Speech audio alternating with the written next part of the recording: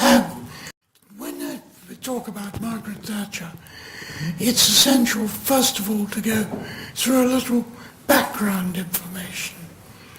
Margaret Thatcher came from a poor family in Grantham.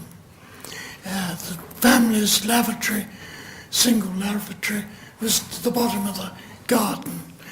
She wasn't educated at Eton, but she did go to Oxford, where she gained a degree in chemistry. She then went on to practice as a food chemist, worked for Lions, and worked on Mr. Whippy ice cream, which everybody laughs about a bit, but it was a big money maker at the time. She became pregnant with 2 twins, and so she decided to change her career and studied law. She went on to become a leading tax barrister. Her speciality was pensions. She worked with and against the government often enough on pension legislation.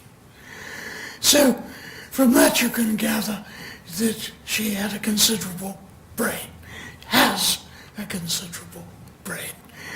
It's very hard not to speak about Margaret Thatcher in the past tense because she's no longer on the scene, but she's very much alive. She stood for Parliament, and at that time there were 12 females in Parliament.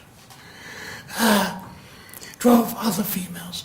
There were about 800 men in there.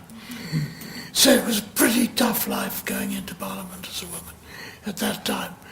But Margaret Thatcher was a pretty tough person. She rose to cabinet rank, much to the dislike of Edward Heath, who was the Prime Minister. And he couldn't stand her because she always asked questions and told him when he was wrong. And that really wasn't what you did with Prime Ministers in the early 70s. Anyway, Edward Heath got the gloves on with the trade unions and lost an election. Harold Wilson took over. There was another election. Edward Heath lost a second time. And there was a leadership election in the Conservative Party. Keith Joseph, who was perhaps one of, probably at that time, the only eminent degrees in the Conservative Party, a thinker, an intellect, didn't want to stand for family reasons, and sponsored Margaret Thatcher, who was supported by Harry Neave, who had been in the same chambers as her when she was a lawyer and had been a friend for many years.